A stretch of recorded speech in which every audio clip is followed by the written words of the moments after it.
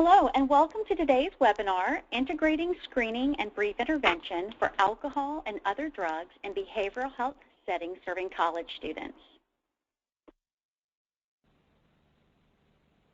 I'm Tracy McPherson. I'm your webinar facilitator today. I'm a senior research scientist at NORC at the University of Chicago. I am also one of the project directors for the project that's hosting this series as part of the National SBIRT ATTC and the Brief Intervention Group.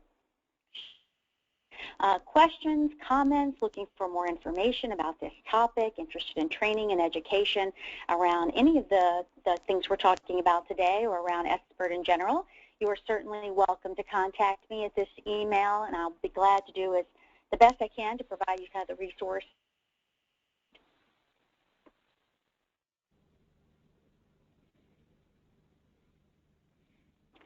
Today's webinar and all of the webinars that are part of our series are produced in partnership with NORC, the Brief Intervention Group, or the BIG Initiative, NADAC, and the National SBIRT ATTC, and funded by SAMHSA.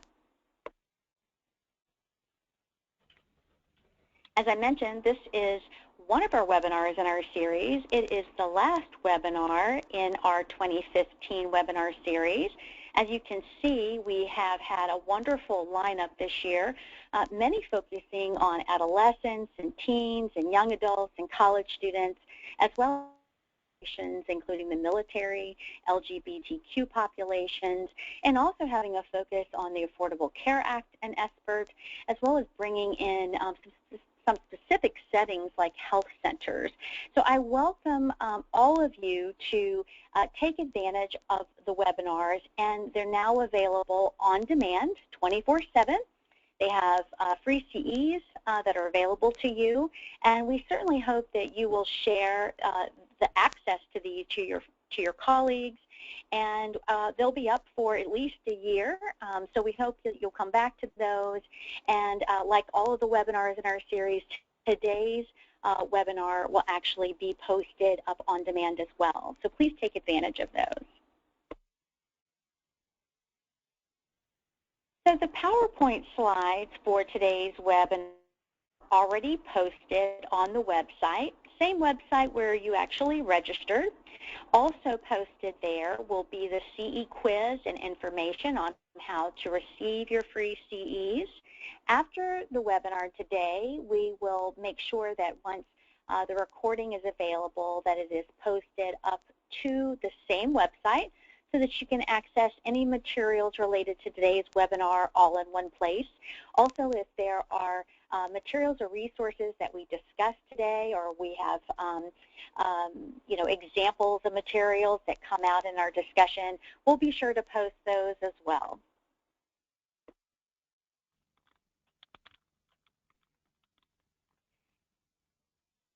So today you'll be able to ask questions. We're going to reserve some time at the end, of course, of our webinar today for questions. But I would encourage you, as the webinar is being presented to you, as you have questions, go ahead and use your questions pane and get your question in. Go ahead and get them in the queue. We'll pause to take them. We will try to get as many of those questions. If for some reason we aren't able to get to all of them, we will certainly try to get some answers to them. And we usually compile those questions and answers that don't get addressed into a document that also gets placed back up onto the web. And so you can use your questions pane that typically is over in the right-hand side of your screen, and it just says questions, and you can just use like a chat function to type your question in there. And I will be moderating the questions at the end.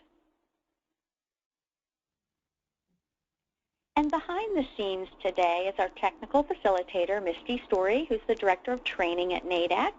And if you have questions about technology or other kinds of things, you can just put those into the questions box also, and she'll be behind the scenes seeing if she can help troubleshoot with you or give you some additional information. And our presenter today, most importantly, is Dr. Dolores Chamini, and she is a New York State licensed psychologist. She earned her BA degree in psychology with honors and Phi Beta Kappa from Barnard College, Columbia University, and her PhD degree in psychology from the State University of New York at Albany. Dr. Cimini serves as the Assistant Director for Prevention and Program Evaluation at the University of Albany Counseling Center.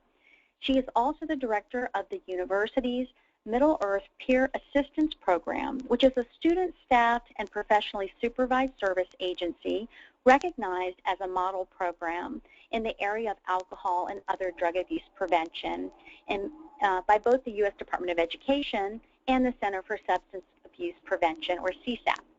Dr. Cimini delivers clinical services in the Counseling Center and is an adjunct clinical professor in the School of Education, overseeing courses in prevention and health promotion and peer counseling and supervision. She's coordinated campus-wide alcohol and other drug abuse prevention and treatment efforts at the University of Albany for more than 23 years, and she staffs the university's President's Advisory Council on the prevention of high-risk drinking, other drug abuse, HIV behaviors.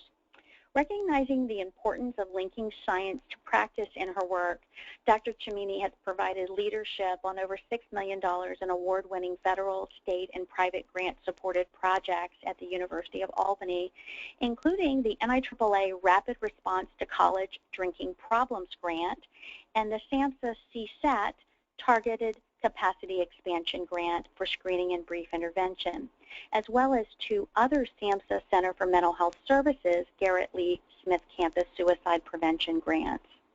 She has also served as a project director for 2 U.S. Department of Education Alcohol and Prevention Model Program grants and 2 high-risk drinking prevention grants. In October of 2010, she was awarded a 5-year Mentored Patient-Oriented Career Development Grant, an NIAAA K-23 award, to evaluate further the efficacy of alcohol screening and brief intervention when delivered in campus-based primary care health settings. The Screening and Brief Intervention Program, developed by Dr. Cimini, the STEPS, or the STEPS program, has earned 9 national awards for best practices in behavioral health care and is listed in SAMHSA's National Registry of Evidence-Based Programs or Practices, also known as NREP. Dr. Cimini was also the project director for a SAMHSA CSAP Service to Science subcontract at the University of Albany. So as you can join me in welcoming Dr. Cimini, we welcome you. We are very excited to have you, for you to share your expertise with us. I'm going to turn the presentation over to you. Thank you so much, Tracy, for the kind words and very kind introduction. I'm so delighted to have the privilege of presenting on SBIRT as it's applied to college students, because college students are a very much underrepresented and, believe it or not, underserved population in America today. Okay. I am going to move my slide forward now. There. Okay, so what I would like to do is to talk about first the I would like to talk first about the research supporting screening and brief intervention among college students. I will then talk about some screening tools that we use for college students, to go over as well brief interventions and what they might look like in colleges and universities, to go over as well technology and how technology might be used in screening and brief intervention, and most importantly, talk about challenges, successes, and lessons learned when applying evidence-based practices in screening and brief intervention to college settings. As we know, college alcohol use is a very serious public health issue. There are many, many consequences related to alcohol use concerning health, concerning academic issues, concerning other consequences. And here you see specific health-related consequences related to alcohol use.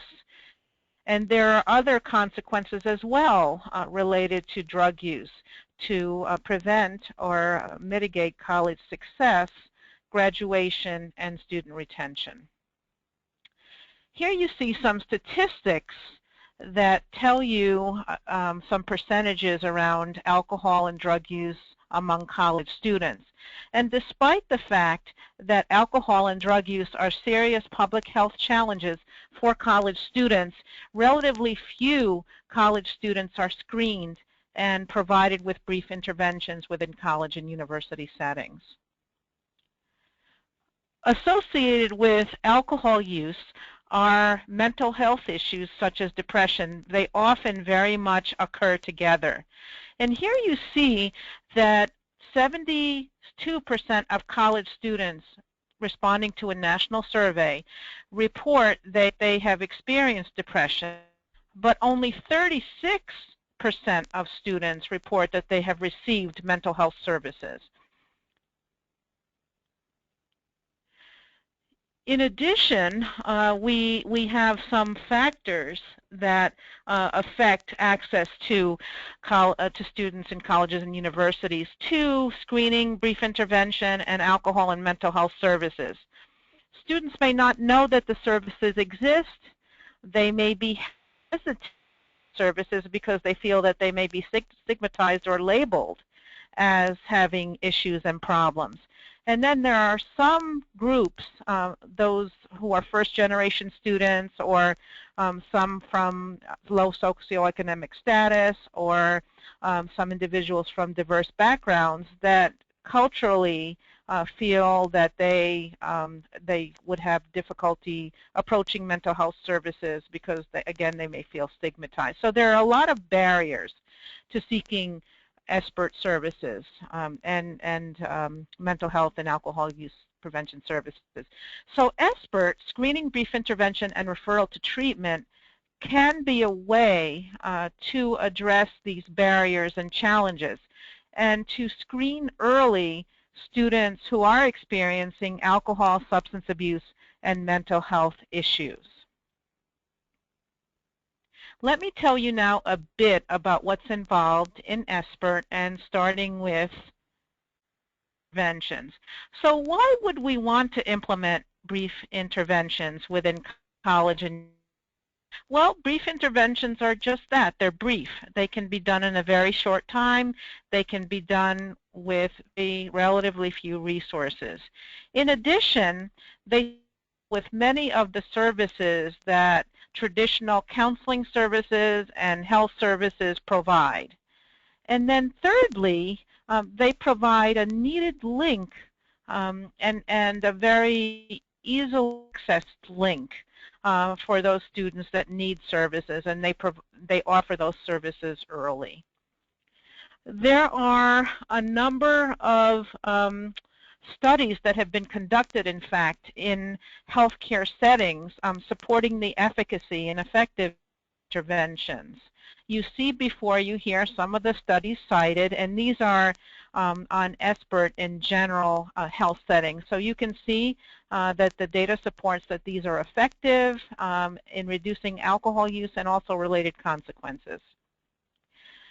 Here are some data on meta-analyses, and that is studies that looked at compilations of multiple studies. And again, you see additional support that brief interventions are efficacious in not only reducing alcohol use and substance use, but also reducing the related negative consequences among college students. Here you see some other studies related to alcohol interventions that address college students. You're probably familiar with many of these names, Dr. Marlett, Dr. Larimer. More and more support of the fact that alcohol interventions and substance abuse brief interventions are efficacious. So do we really, based on that information that shows that these interventions are so effective, in reality, in practice, do we really screen for alcohol use and substance use in university health centers in particular? And this data before you, which shows data from a study on 249 health centers indicates that, well, okay, even though we have these tools available, they're not being used very much, and that's for a number of reasons, but they're reasons that are addressable. And so what I'd like to do now as the next piece of the presentation is to talk with you about SBIRT and how we can use that to efficiently, effectively address the issue of alcohol use and substance use and get to our college students early. Okay. What I'd like to do at this point to make this more personal, because we certainly are a campus that has addressed alcohol and substance abuse effectively, I would say, in the last decade, is to tell you our story, to talk to you about our journey in addressing alcohol use in particular and mental health concerns and actually currently now substance use on our campus.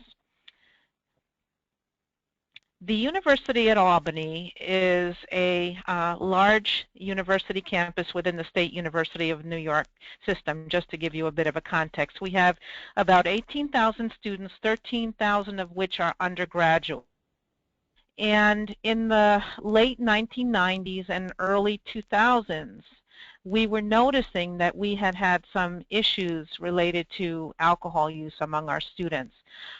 We, as you saw on the previous slide, administer the National College Health Assessment of the American College Health Association, which is a national survey of alcohol use, substance use, and related health behaviors. And here in front of you, you see results of past 30-day drinking. You see over the years, and this is before we implemented our SBIRT program, you see increases in alcohol use and particular increases among our highest risk drinkers over time. Here you see data on alcohol use, consumption of 5 or more drinks when last partied. And again, you're seeing an overall increase over time, which really raised our concern. Here you see some data showing anonymous student reports of alcohol-related negative consequences. Over time, there's evidence that some behaviors of concern to us were increasing, particularly alcohol-related violence behaviors.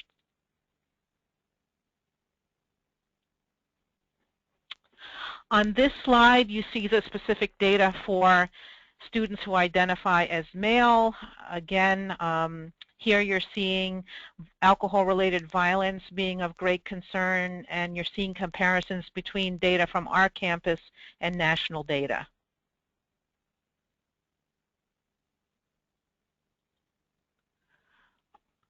On this slide is the similar data for females. Again, about alcohol-related negative consequences. This is data that is driving after drinking. This data is a little better than the data that you saw on the prior of concern. The data on the right that says SPC, that's our summer planning conference. We collect data on our students during summer orientation before they step into their first class on campus. And again, you're seeing some reason to be a bit concerned that students are coming into us with already established patterns of alcohol use. This slide illustrates an interesting piece of information. These are essential correlations between alcohol use reported by our students and the issues that they come in with to our University Health Center. So again, this is before our SBIRT program. So we took the 20% of students reporting the highest levels of drinking, and you see here before you some of the medical issues that they came in with to our University Health Center. And this data, if nothing else, supports the need for us in University Health Centers to screen for alcohol use when students are coming in with things unrelated to alcohol use, like broken bones, STIs, depression, and the like. The other thing that's important to note about our campus is that in 1999 and 2004, we had the dubious distinction of being named the #1 party school by the Princeton Review. And anecdotally, though not supported with hard data, we believed that before 2004 and then increasing in 2004, we were actually drawing students who were engaging in high-risk drinking because we were named the #1 party school. Again, we have no data supporting that, but we were feeling anecdotally that that was going on. So we had an issue on our hands, and actually here's some data on tobacco use because we do SBIRT for tobacco use as well. Not as concerning as the alcohol use data, but again, we keep an eye on it. So we were a campus with a really, really big problem around alcohol and substance use that was getting worse and worse and worse. But fortunately, in 2002, the landmark NIAAA report on college drinking was released, which really helped to give us guidance as to the direction that we needed to go in addressing our big issues on campus. For those of you that may not have been exposed to the NIAAA report, it was released subsequent to the development of an NIAAA task force on college drinking. The task force was comprised of college presidents, researchers, students, parents, and college personnel, college administrators. And what the group was tasked to do was to look at what was out there regarding research addressing alcohol use among college students, and to classify that research in terms of tiers of effectiveness, and also to make national level recommendations regarding what we should do as a nation with college and university alcohol use and helping to reduce that. And also, in addition to this call to action report, and you see the website to access it there, there are lots of documents that this task force created for parents, for college administrators, for researchers. And this document and the documents for all the audiences I mentioned, as well as updates to these documents, are available on the website before you. So what did the NIAAA report do for us? Well, it told us, first of all, that in order to intervene effectively with alcohol and substance use among college students, that we needed to intervene with the individual, with the entire student body, and with policy and system level types of interventions. So we needed to intervene at all levels. In addition, the NIAAA task force and the report classified available alcohol interventions in terms of tiers of effectiveness. Tier 1 interventions were interventions that were documented through research studies to be effective among college students. They would include interventions that involve norms clarification, cognitive behavioral strategies, as well as expectancy challenges. Examples of that would be basics or the brief alcohol screening and intervention for college students, which I'll talk to you about in a little while. Tier 2 interventions involved those interventions that were tested within community settings but not specifically for college students. There were things like testing policy changes and environmental strategies on college drinking and changes and such. Tier 3 interventions are interventions that were determined to be promising among college students but still needed more research. An example of such an intervention would be a social norms intervention. Tier 4 interventions were interventions that were determined to not be effective in addressing alcohol use among college students, and they would include values clarification, putting a crashed car in the middle of a campus quadrangle and saying this could happen to you if you drink too much. Now, Tier 4 interventions are not necessarily interventions that have been tested and found to be ineffective. They just haven't been tested. So there needs to be more testing with some of the Tier 4 interventions to even determine whether they would be effective in any way. So we took the information that the NIAAA report shared with the nation, and we developed at the University at Albany a comprehensive program to address alcohol use on our campus. And I do want to say at this point that this comprehensive program is not only used by our campus to address alcohol use, but also it's used to address substance use. It's used to address concerns around mental health and suicide prevention, also for violence prevention. So this program is truly comprehensive and addresses a number of issues beyond alcohol use. Because what we have found, and you'll see this in a little while, is when we are addressing alcohol use through evidence-based strategies and through this comprehensive program, we are also addressing other related issues such as mental health issues, violence, and the like. So many of these areas are familiar to some of you on the call today. I'm sure that many of you have some of these strategies, if not all, in place. We have, and I'll give you some examples, presidential leadership. We have very strong presidential leadership on our campus. That's very important. We have a task force, a President's Advisory Council, in fact, dedicated to addressing alcohol use on our campus. We have social norms programming. We have a very active set of trained students with our Middle Earth Peer Assistance Program who help us implement strategies in terms of prevention and intervention. We have early intervention program. We have parent interventions. So we have a variety of things working together. We believe that to address alcohol use among college students and the related consequences of alcohol use and related issues like mental health issues and violence and that kind of thing, we need to involve the entire campus community. So this is not the responsibility of one unit or one department on campus. It's everyone's responsibility, and it's important to collaborate and work together. Here's another way that we've sliced our alcohol and other drug prevention program and our other areas of prevention as well. If you look on the left side of the triangle represents our universal interventions. That is the interventions that we implement for our entire campus community to support health and to reduce risk. They include social norms interventions, they include education, they include all the interventions that we do to address the campus community.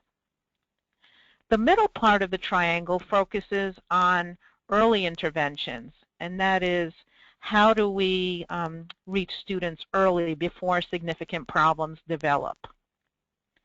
These interventions include our SBIRT work, our campus-based peer hotline, and other types of early interventions.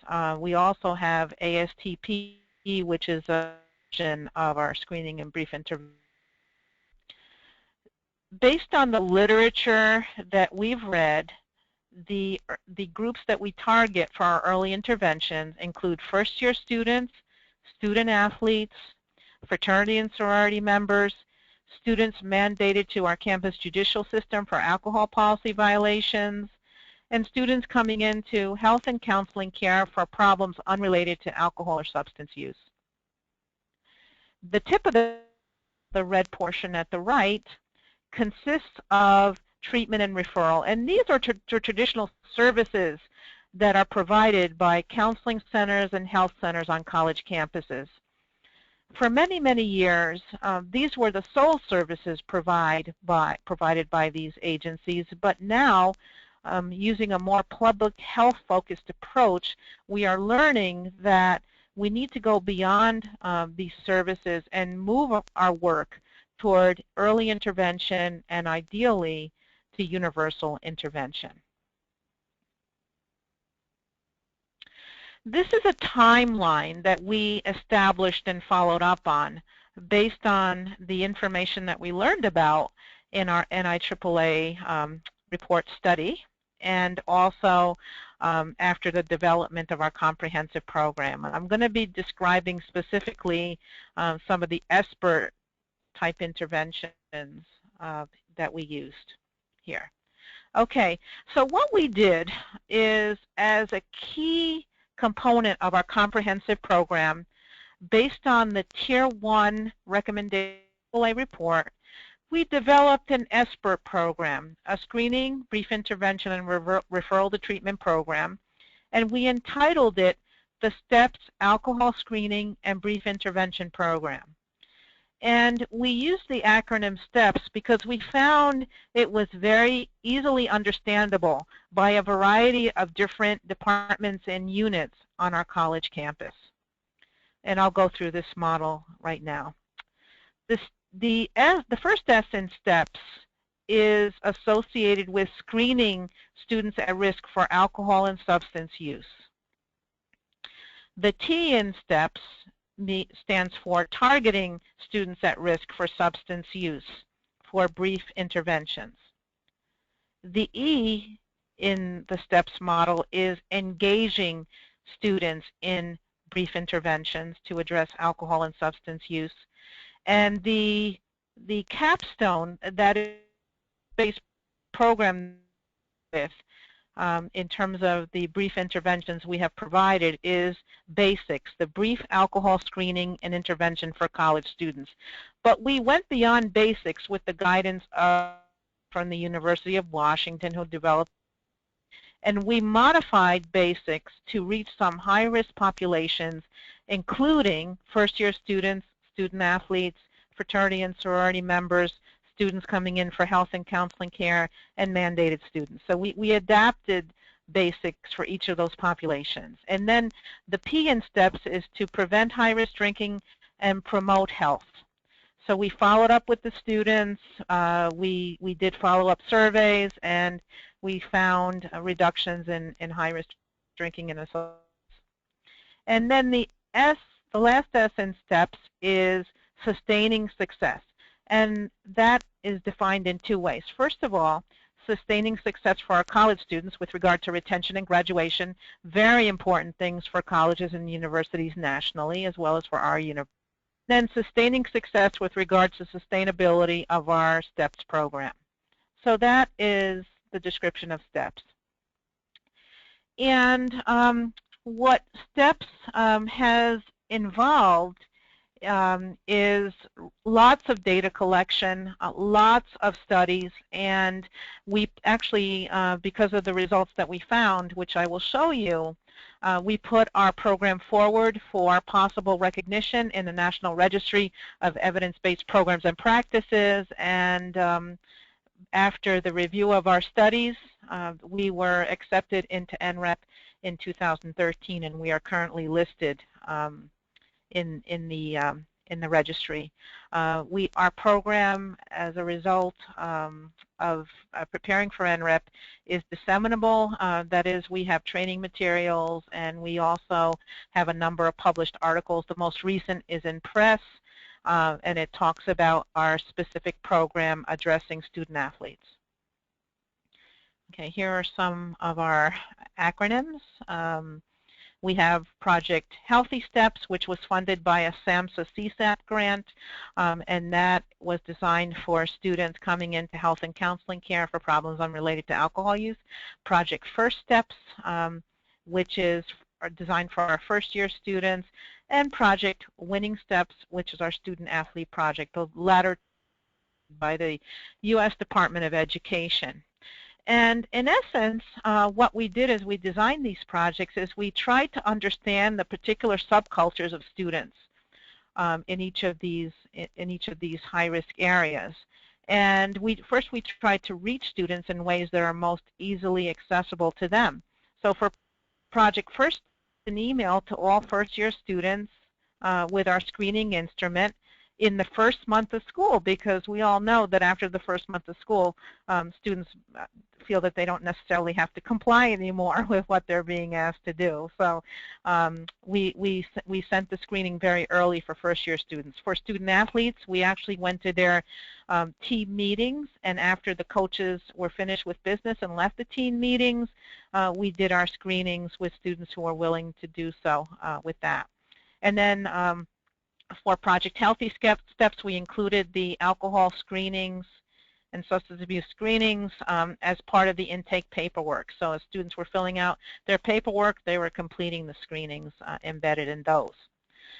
And then in addition, what we did, you'll see that, well, let me say, you'll see that, the brief intervention piece of our SBI program involved personalized feedback on the students drinking, and we tailored that feedback to the specific population.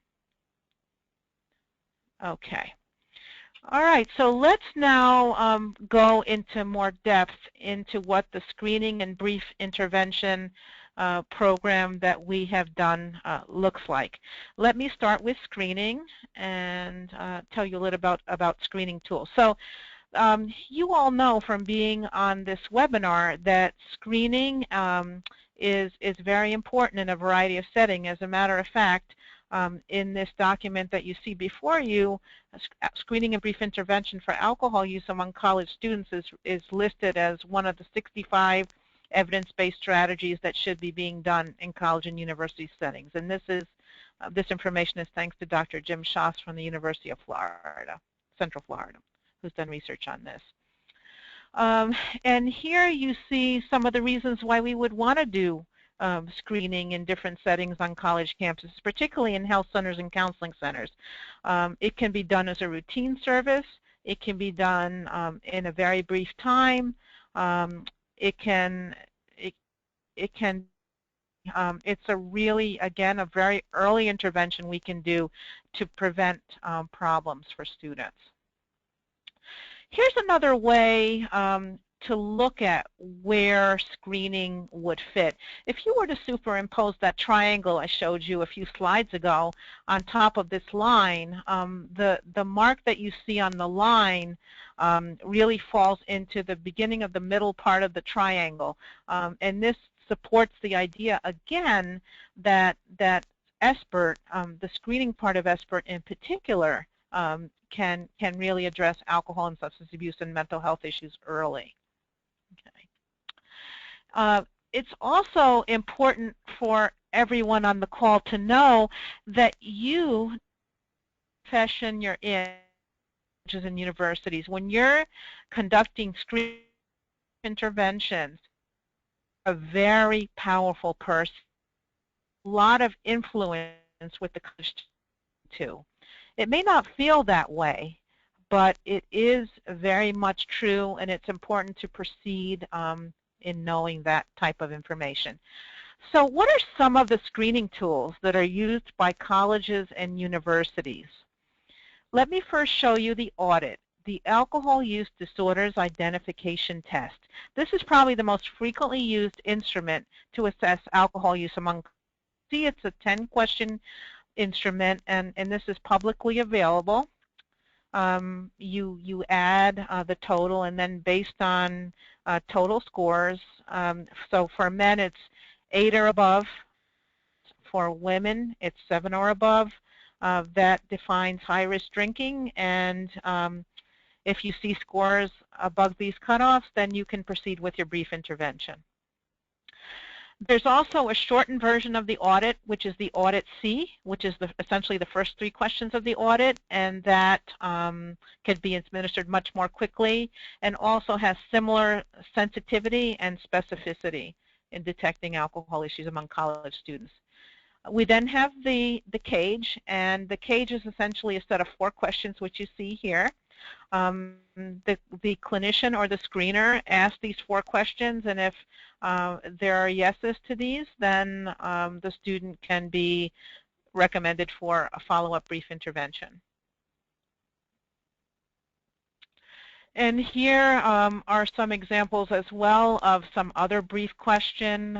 You can ask something like, in the past 2 weeks, how many times have you consumed 5 or more drinks, if that's for males, or 4 or more drinks for females? That goes along with the NIAAA definition. So these are some of the frequently used questions. Now, whenever you do a screening or a brief intervention for a college student, it's really, really important when we're talking about alcohol and other drugs, for example, as well, to define what the terms are, to define in terms of alcohol use what a standard drink is. Because we may be thinking of a standard drink in one way, and that is the definitions you see before you here, but a student who says, well, I've only consumed 1 drink, would be thinking perhaps about a 48-ounce cup, which contains many more than 1 standard drink.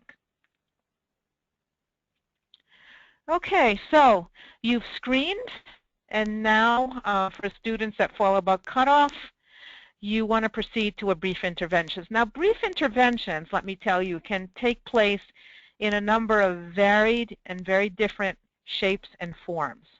Brief interventions can be done within a few minutes, or they can be done within 45 minutes to an hour, or even longer. So it really depends on what works best for you and what your aim is. The first thing to remember in going from a screening to a brief intervention is that you want to see where the hook is for the college student. It probably is not going to be around their alcohol or drug use or their depression or the thing that they're being screened on. But it may be around academic performance, it may be around relationships, it may be around sleep. So in a brief intervention, what we want to do is creatively connect the hook for the student that we're hearing to the results of the screening, and then hopefully moving forward with a brief intervention. Okay, so the essentials of a brief motivational intervention. Brief interventions are non-judgmental. They meet the student where they're at. They involve motivating, which I'll talk in minutes.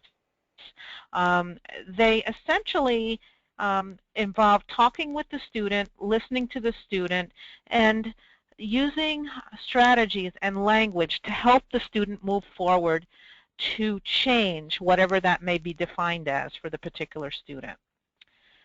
And one of the things that I find very helpful in understanding brief interventions and moving from the hook to talking with the student is the acronym RULE. And let me talk to you about that a little more. The RN rule stands for resisting the writing reflex. That is, in our positions as counselors, psychologists, physicians, we're the people with the experience. We understand what the literature says about the negative effects of alcohol use, substance use, mental health concerns, other risk factors that students engage in. And we are really inclined to tell the student, look, you're not doing the best thing for your health here. Here's what you need to do. That's called the writing reflex. And when we do that, very often we experience resistance from students.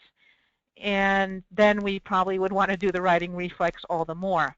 But what I would suggest is if we give students advice and we see some resistance, we want to roll with that resistance and try and understand better where the student is at.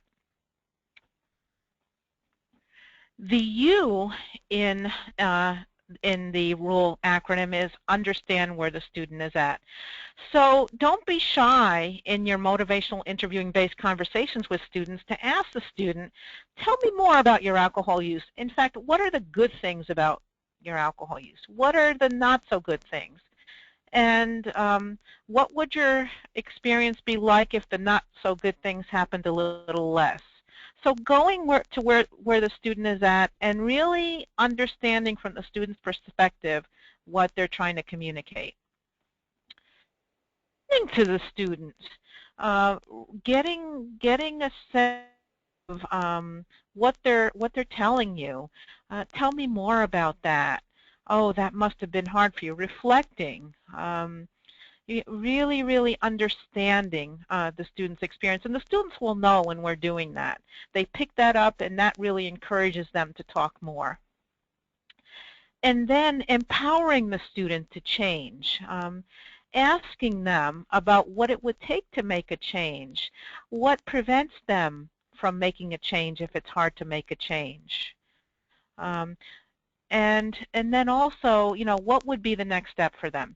There was a study done by Dr. Paul Grossberg. He worked at the University of Wisconsin-Madison and has done some studies. And he examined the work of physicians and was able to identify the 10 top factors that were effective when a physician did a motivational interviewing intervention. And here they are.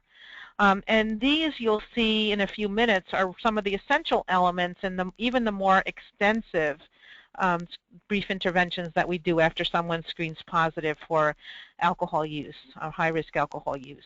I would suggest reading Dr. Grossberg's article, and you'll be getting this slide set so you can look at it in more detail. So how do we close out then a brief intervention? We want to talk about next steps for the student. So based on our conversation, where would you go next with this? What are some things that you might want to consider doing? Okay, so in essence, that's a brief intervention. And again, brief interventions can take many shapes and forms. One of the brief interventions that it has been most frequently talked about and tested quite a bit is the brief alcohol screening and intervention for college students, or BASICS. And this was developed by Dr. Alan Marlatt from the University of Washington and his team, and there's still testing and expanding of this going on even today. There are hundreds of studies on this strategy. So how does it work? So in order to do a BASICS intervention, what a student does is they fill out a battery of questionnaires on their alcohol use frequency and quantity, their norm perceptions, their goals, their negative consequences associated with alcohol protective behaviors, and the like. The data from the questionnaires is transformed into a personalized feedback profile. And here's an example of ours. And I'm going to go through this very quickly because I know time is passing. And I'm happy to talk with people offline about this and share our profile in greater detail. So here, and this is very hard to see, but we have graphs here on the students' reported alcohol use by day of the week. So, and these things on the personalized feedback profile are discussed using motivational interviews with the students when we do our brief interventions. We've also tested online versions where students just get this on a computer. And we found, by the way, just as a side note, because I may not be able to find time to say this later, but just delivering these interventions that we've developed online help reduce students' drinking and associated negative consequences. But to have a professional delivering this feedback through motivational interviewing has been 3 times more effective than just delivering it online. Okay, so here is some content in our profile regarding blood alcohol content. So we talk about BAC, what it is, and based on the student's weight and sex, we give them a personalized BAC chart. Okay. Another part of the profile is that we look at the effects of alcohol. We talk about negative alcohol-related consequences. We talk about the biphasic curve. We talk very bluntly about the good things about alcohol and the not-so-good things, and we use this piece of the sheet to address that. We talk about campus drinking norms. As you know from social norms, many students have misperceptions that all of their peers drink, and that may drive their drinking up. But we actually then present our accurate norms, and we discuss the misperceptions and that kind of thing.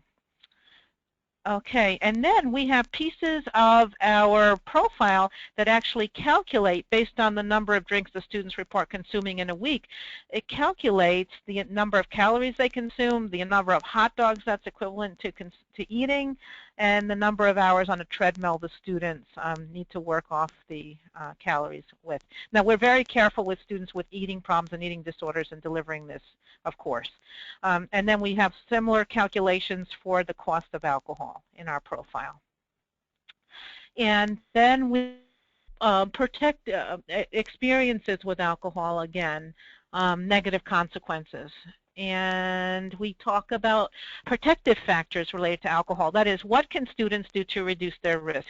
And what our profile does is it takes the students' responses to the protective behavioral strategy scale, which informs this piece, and lists what they endorse doing to reduce their risk, but it also lists in a separate place on the profile what they did not endorse. So that'll help us as interventionists identify some things the students can try if they want to make a change.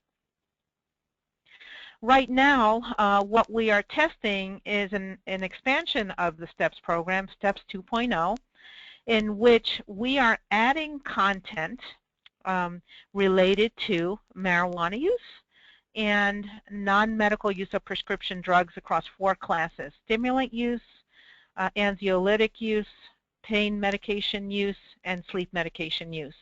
And also we have a piece on mental health. And again, we're testing this right now. We don't have any outcomes, so we will be happy to share this information as soon as we get some data.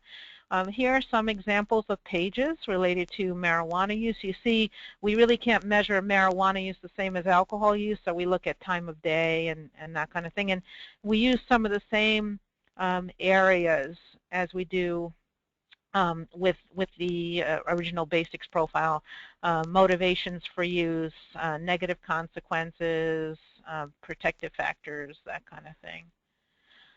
Here are some pages related to non-medical use of prescription drugs. For that we have a table in that.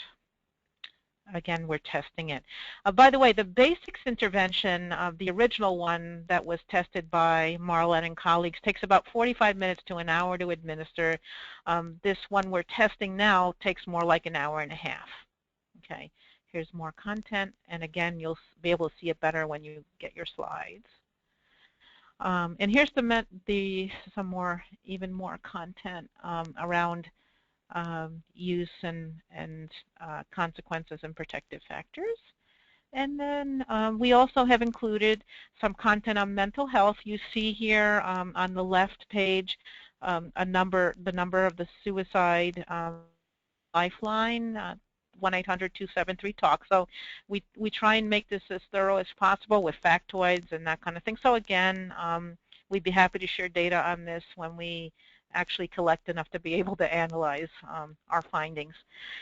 So that's what we're doing. And as you know, screening and brief intervention is a Tier 1 strategy. And here are some of the elements that are involved in our intervention and any brief interventions. What do we look at? We look at the stages of change. So what we want to do is we want to move the student forward in their stage of change. And this may be very small, or we may not move a student at all from one stage to another. And so we do what we can, and we always have to remember that we're planting a seed, and we don't have to move a student from pre-contemplation to action, for example. These are interventions that take time. Alcohol use, high-risk drinking, and drug use patterns take a while to develop, and they take a while to work with. And here's another depiction of the model of what we're trying to do when we're looking at stage of change with motivational interventions. And again, what we're doing is we're using MI, and some of the tenets of MI are express empathy, develop discrepancy, that is, ask students about their values and their goals, and talk to them about how they're their use affects their goals, graduation, job, making money, whatever it might be. Roll with resistance, we talked about that before. Avoid the writing reflex. And then the last thing is to support self-efficacy. Any kind of what we call change talk that you hear, any kind of indication that a student is even vaguely interested in considering a change, we want to support through MI. Some important elements of a brief intervention, and particularly a basics intervention, are norms clarification. That is presenting campus norms, and if you don't have campus norms available, your state norms or national norms if you need to go to those, so that the students' reported drinking can be put in perspective of the typical student. Additionally, it's important to use cognitive behavioral strategies. That is to change students, help students change their thoughts, their attitudes, and ultimately their behaviors using motivational types of statements and interventions. Another important thing is to teach students, because most students say, I know everything there is to know about alcohol use, I know what the negative consequences are, but in fact they know relatively little when we come right down to it. And so it's important to take the time to teach students and to educate them about things like the biphasic curve. And it's actually very easy to do that in a motivational interviewing framework. You can say, you know, have some information with you for you that might be helpful. Is it okay with you that I share it with you? And most students would say yes if you ask their permission. Okay, and also BAC charts. Many students don't know how many drinks they can consume and still be under the legal limit or not be at risk of consequences of alcohol, so it's important to go over that. Okay, and then also tips for reducing risk, supporting protective behaviors. And here you see a whole list of different things. I'm sure many of you are familiar with some of these: alternating alcoholic and non-alcoholic drinks, pacing drinks, eating before drinking, et cetera, et cetera. And actually the ultimate tip for reducing risk is to choose not to drink at all. And here are some negative consequences through MI. It's amazing how much students will share about negative alcohol-related consequences when they have somebody who's really listening to them. And here are, again, some protective behavioral strategies that can really be used to help students make changes and perhaps select something that they might want to try and do differently. And then expectancy challenge. That is, one can talk about what we call decisional balance, looking and making the case that a lot of the social effects of alcohol and emotional effects of alcohol are a result of expectancies and not necessarily all the results of alcohol. So those are the essential parts of a brief intervention. The more extensive basics intervention. When doing a brief intervention that's 2 or 3 minutes, of course, you may not be able to address all those things, but it's important to keep those in mind because it's critical to see what the hook is for the college student. So let me show you now real briefly, because I know our time is running short, some of the results of our findings. So here are some total screenings that we've done, and total number of interventions over the past few years, and there are a lot of screenings. Now, most students who are screened for alcohol use, drug use, and mental health concerns don't flag as positive, but one can argue that they are receiving an intervention to confirm the fact that they're engaging in healthy behavior. So we consider every single screening we do, whether it's through an intake form or a online survey or whatever, we are reaching students with interventions from screening. Here are some outcome results, gross outcome results for our STEPS program. You're seeing reductions here in alcohol use and reported drinks per week, and these are 6 months outcomes. And here you see some outcomes for experiencing negative alcohol-related consequences and particularly violence. It's going down. What an issue we had with violence based on our prior data. And then, so the STEPS program is working. If we followed basics with fidelity, you can expect that it's going to work. Okay, so that's almost a no-brainer here. But are we really making campus-level change? Is our screening and brief intervention program being effective in combination with the other things that we're doing with our comprehensive program? So here are shots of data. This is 10-year data since we started implementing that comprehensive program after we read the NIAAA report and elected to do some interventions collaboratively across our campus. So here you see the 30-day drinking, and overall you're seeing the drinking going down over time. And here you see drinking and driving. This is something that our students are really proud of. They do not overall go into a car and drive after they drink. And here is some data on avoiding drinking games. Again, you see that going up over time. And here you see students report of using at least one protective behavior. That's what we want. We want students to reduce their risk. It's going up significantly. These are all statistically significant results, by the way. And here, this is an interesting result. We have a very active social norms campaign on our campus that's been going on for 10 years. So in addition to students getting information through brief about our norms, they are bombarded with posters and all kinds of different media. So they really can't miss what the data are. And here in 2004, if you asked any of our students how much the typical student, what percentage of the typical student drinks daily, they would say, well, about half of our students drink daily. But look how much that's decreased now, more recently, with our campaign and with our screening and brief intervention program and the other things we're doing.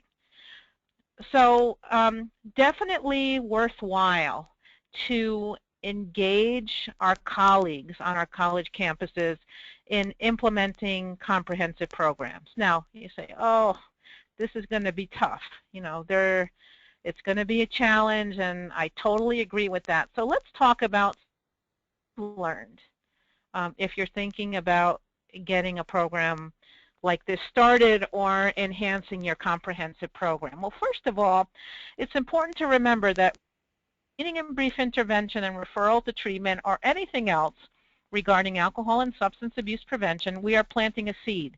We're not going to be seeing changes immediately. This takes time. It took years for us to be able to see changes in our program.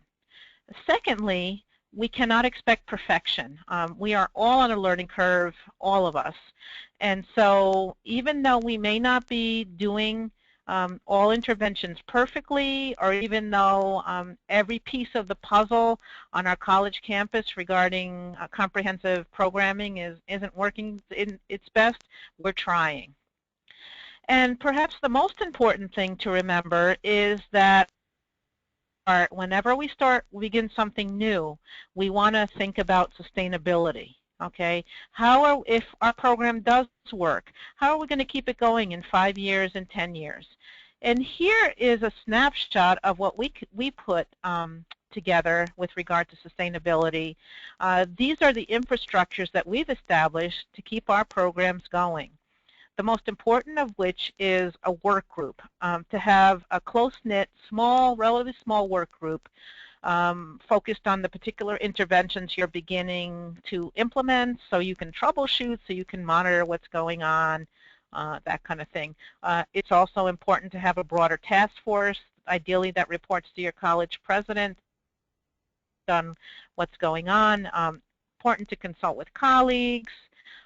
When you have successes, don't be afraid to boast about them. Talk to your media and communication office. Try and get the good word out about the great work that you're all doing. And I know of some of you who are on this call right now, and I really look to you for the wonderful work that you've all done. in addressing alcohol use and substance use on college campuses. And of course, learning, reading, going to conferences, publishing, all these things have helped us. Okay, so what about anticipating barriers to implementation? Let's see what we can do with that. So first of all, there are barriers that can have areas. Selecting a screening tool. Well, that's not necessarily a barrier, but there it's important to understand what your needs, what your campus is like, and you know, what it is you want to screen for, because there are measures out there, and it's really critical to do and what you want to screen for, and then select a measure accordingly. And also, you know, the screening cutoffs can be adjusted. So I mentioned with the audit, for example, there are screening cutoffs of 8 for males, 7 for females, respectively. If you find that you're for brief interventions, you can lower that to 6 and 5. The research shows 8 and 7 is really the most sensitive and selective cutoff point, but you can adjust those. If you feel like you're getting too many students with 8 and 7, you can raise it to 9 and 8. So, you know, do what's best for you. Training. It's important that for an evidence-based intervention like basics or other types of brief interventions, that folks are trained in essentials like MI, motivational interviewing, and other elements, essential elements of a brief intervention. Everyone is talking the same language and everyone is implementing things in the same way. That's really all about fidelity. The third thing, resistance about conducting brief interventions. That is, all of us, when we're trained, we're trained to be the experts, and we know what the answers are. And there's really a push for us to want to tell students, like, these are the facts to do, and that's it. And really, that doesn't work. It's important to take the time to look at new models for conveying information where students would be more receptive to change. So you know, the resistance is, and addressing that when we can. I know I've heard a lot of concerns expressed. Well, if we screen for something, then we have to deal with it. Well, I would say, on the other hand, what would happen if we didn't screen, and what are the best practices these days? I think really it behooves us all to look at what the best practices are, and if people are screening, then we need to screen. And if students are falling above cutoff with risk behaviors, and if they're coming in for a sore throat, and why are we assessing for alcohol use? Well, maybe, you know, we need to address both, and it can be done in a brief period. Okay, and then excuse me. So we're all, and this relates also to the resistance piece.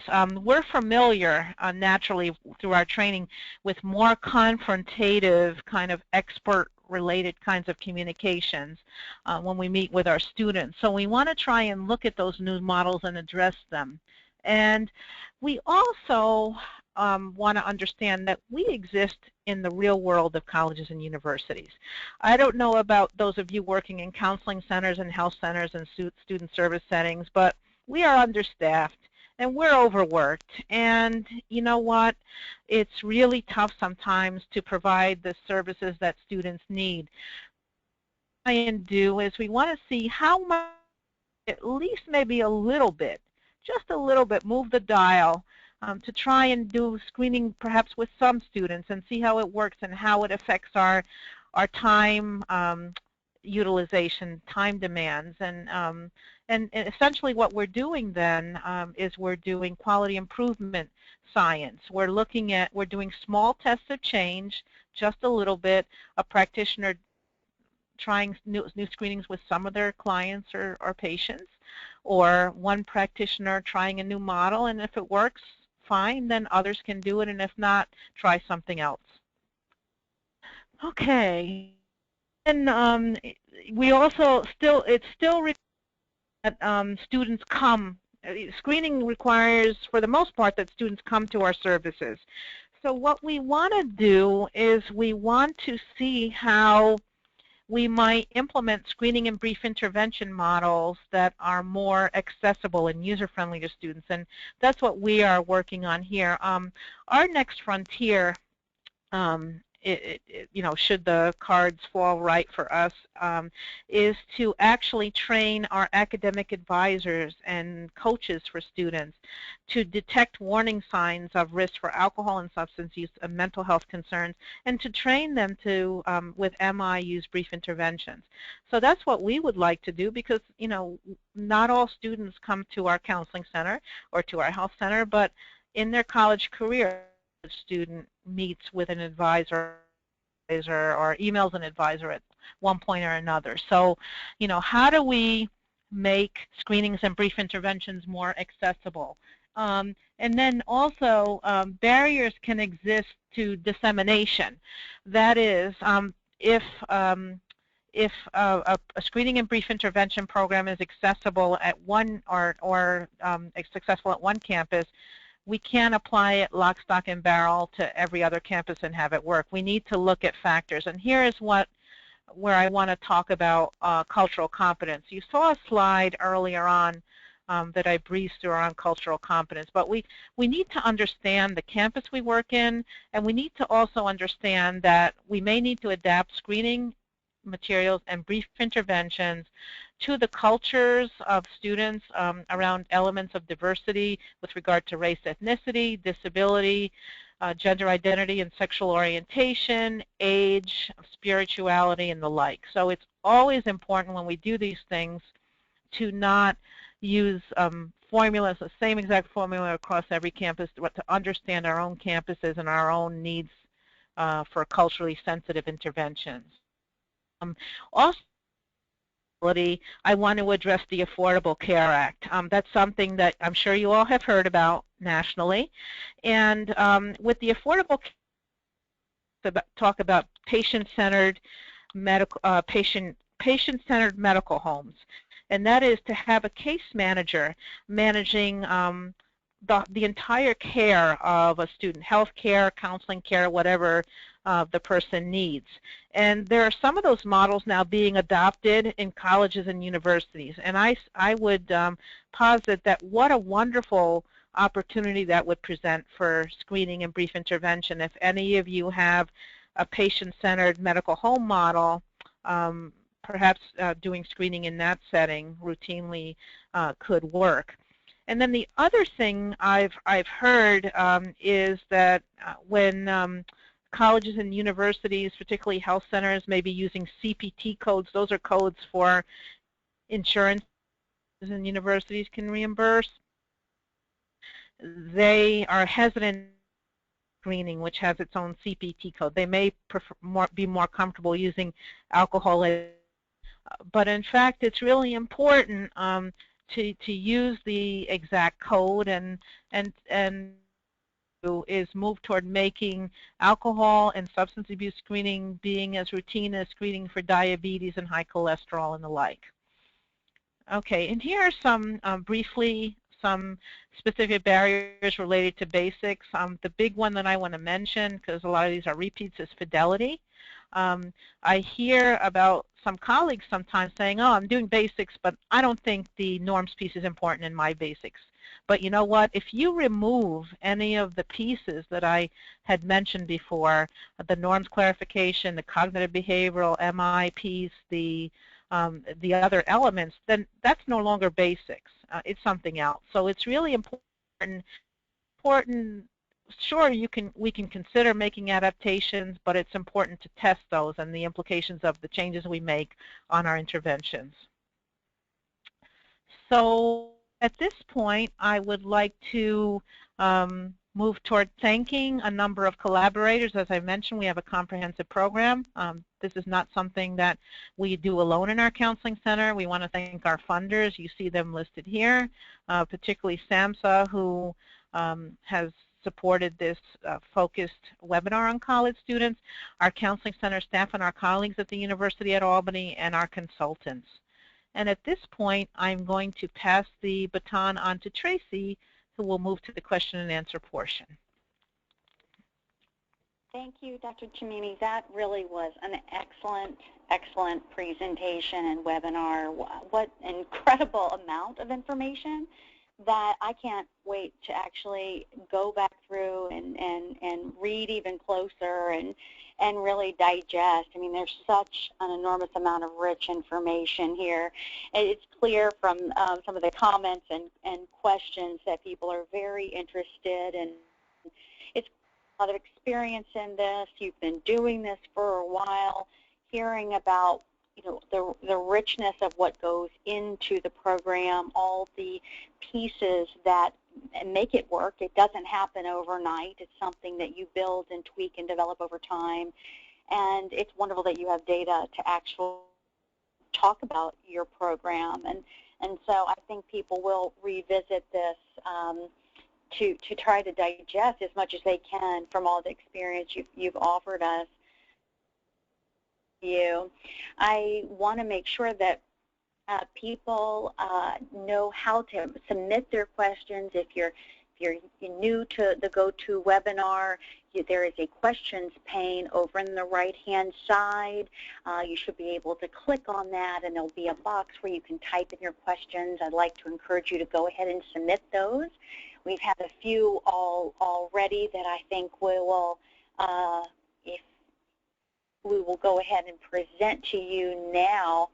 A lot of interest about it as an intervention toolkit. So I remember there used to be, or maybe there still is, and you could point us to that, a website that had a lot of information on the basics. There were materials that you could download.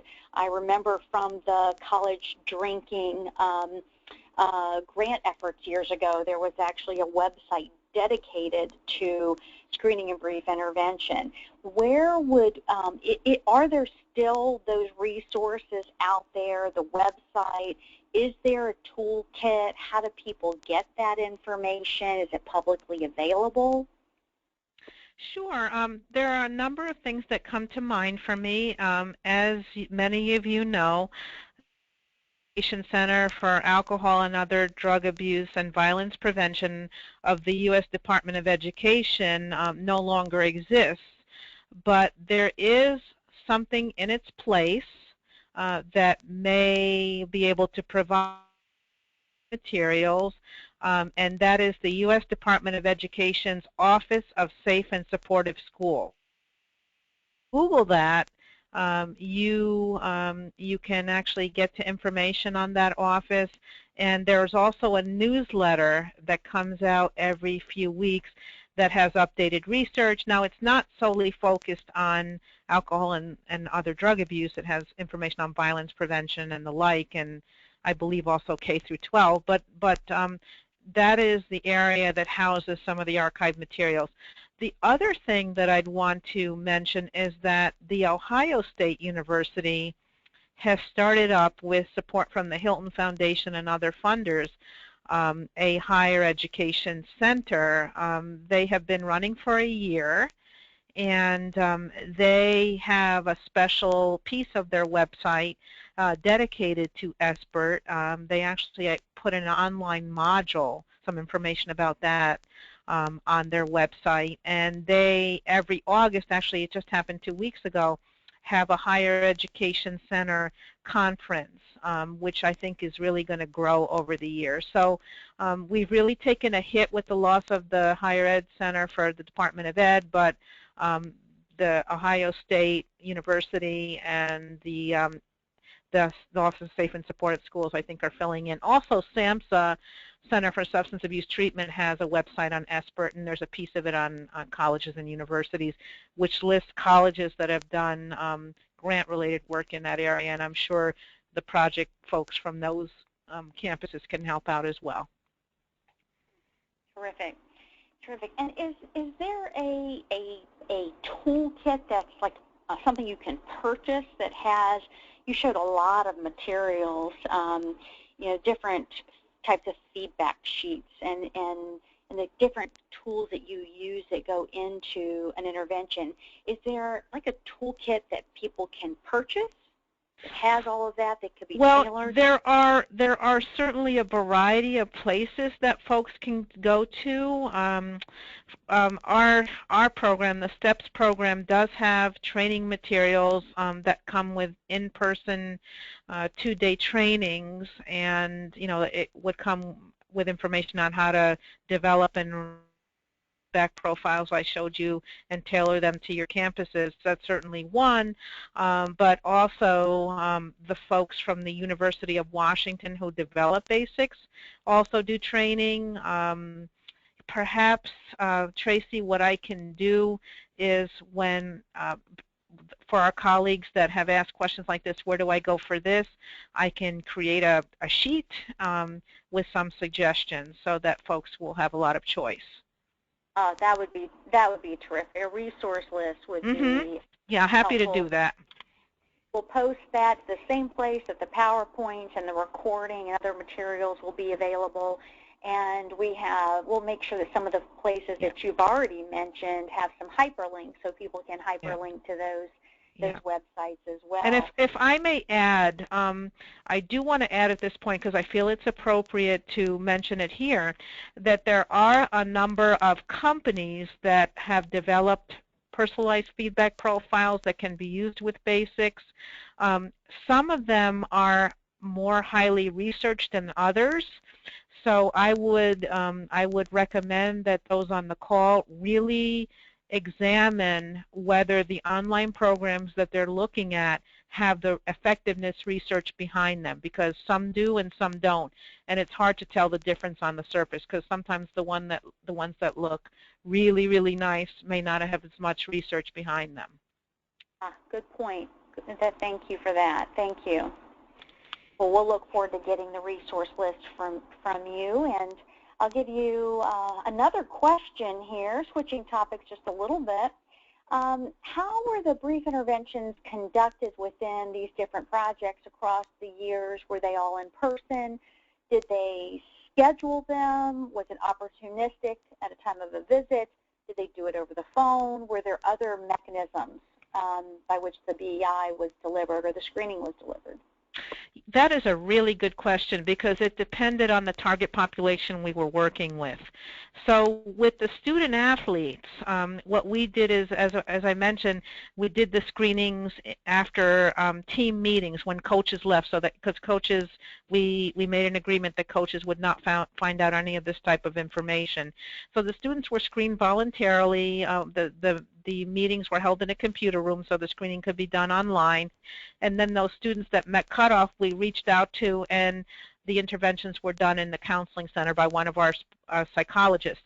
And to the athlete, you know, the nice thing about it is to the athlete, it felt like they were doing something to enhance their athletic performance, because the feedback profile content was all about athletic performance and alcohol use. So, you know, it didn't feel like the standard basics intervention, whatever the student imagined.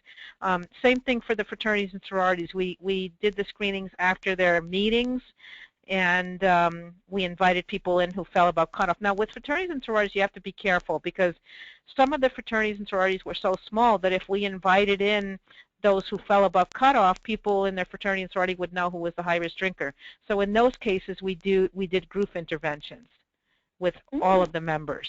And we gave students individual profiles, and we created a composite one for the entire Greek group. And that really produced fascinating conversation, because the students who were low-risk drinkers were saying, I don't believe anybody in this fraternity is drinking that much. You know, who is it? So they would confront each other. So it was a fascinating group process. For the other groups, primarily we did the interventions in the counseling center. But we also, on some of the studies, we just gave the profile online, and again, we found it to be effective in alcohol use and negative consequences and increasing protective behavior use. But by and large, all the time, if there's a possibility to have an individual using MI conveying information in these profiles, it was always, the results were always better. Interesting. Well, that is really interesting about the groups. I get that question all the time. Do I know of any schools who have ever done that? And prior to today, no, I hadn't. So that's interesting to see that it has been done and is being tried. Thank you for your response to that question. Let's see. We have another question here. It would be great to hear more about how your school is reaching first-year students. More about, do you reach out by email? What do you say? Is it an invitation to be part of a particular event? How are students prompted to be involved when they're first-year students? Sure, I'm happy to answer that. I can see it being done in a number of ways, and we've done it in a number of ways. As I mentioned earlier, one thing that we did is we sent an email to every first-year student and new transfer student, inviting them to take the screening, and I actually have content for the email message that was sent. It's very innocuous, you know. It's taking a survey about your health and all that, and then as part of the communication, students were told that they might be eligible to participate in a study, you know, which is the brief piece, whatever you wanted. Weren't doing a study, and that we would contact them. So, you know, so essentially the whole class. That way, by sending that mass reached out, we contacted those who fell on the phone and brought them in for in-person brief interventions. Interesting. Thank you. Yeah, and also there are other ways to do it too. One can set up an information table, you know, like we do mental health screenings and that kind of an event. Of course, the place where the screening is curtained off, or that's an you know, and also during orientation, those surveys can, you know, the screenings can be done there, and we also have content along those lines too. And then you the whole class, and you'd follow up and call those that fall above cutoff.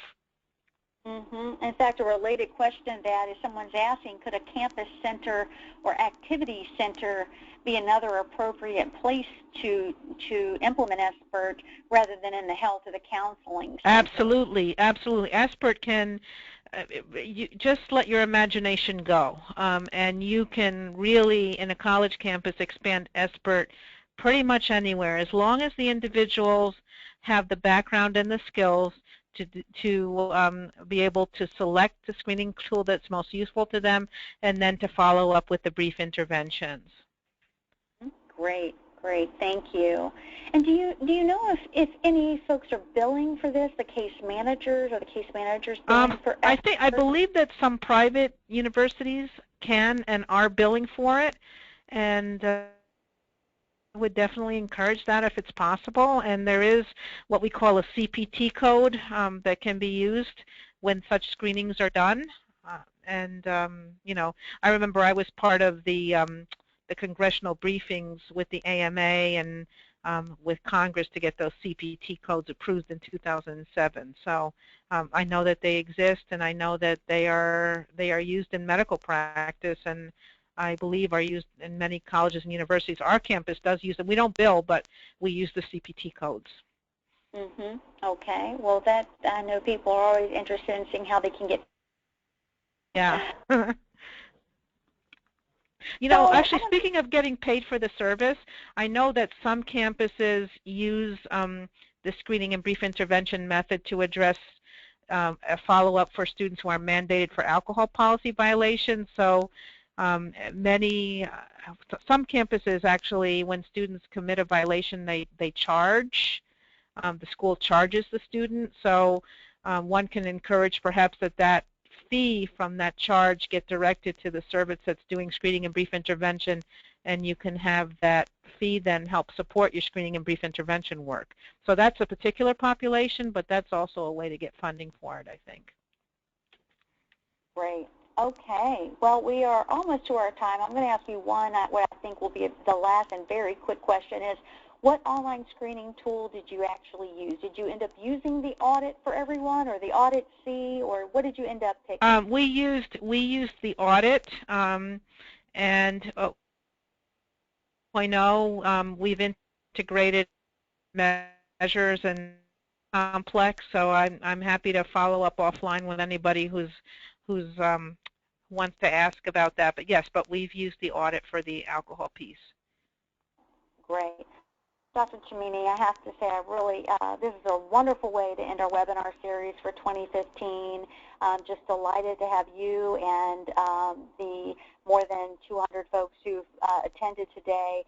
I want to draw folks' attention because free continuing education credits. We'd like to point you to a link. We have to the CE quiz as well as the evaluation, and we really it's really important for maintaining our funding, and CE quiz so that you can get CE credit. Also, all of the materials will be posted on the website, including the recording, and we thank everyone for today, and you'll receive a follow-up from us we've talked about today. So thank you, Dr. Cimini, and our technical Thank you. and thank you everyone for joining.